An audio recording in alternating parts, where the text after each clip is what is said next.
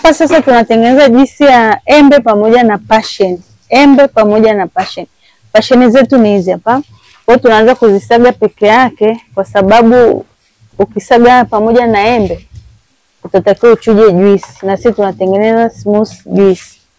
Hatutaki kuchuja. Kwa hiyo tutachuja tu hii passion.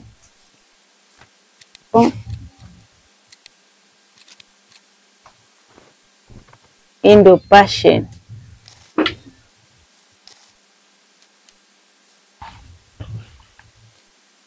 Passion pamoja na embe. Juisi yetu ya pili ni passion pamoja na embe.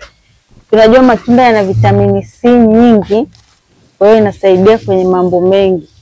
Tunajua umuhimu wa vitamini C katika miili yetu.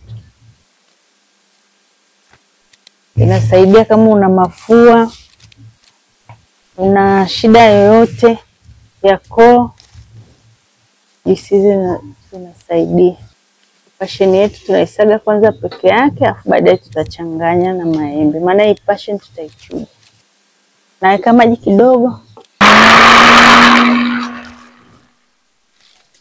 Sasa tunachuja passion yetu, then tutachanganya kwenye maembe tutengeneze juisi yetu ya embe na passion.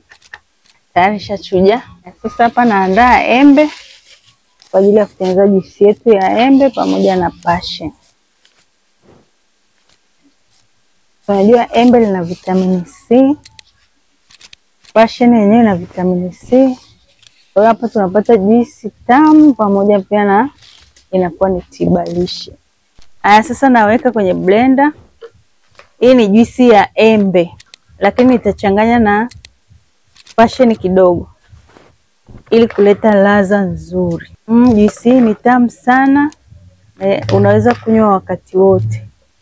Ni nzuri kwa watoto, wazee na hata mtu yeyote anaweza akanywa.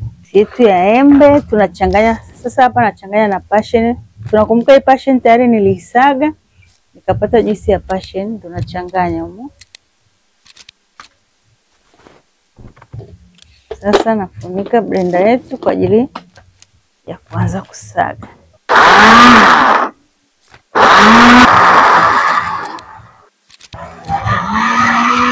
Hii juisi ya embe pamoja na passion tayari kwa kunywa.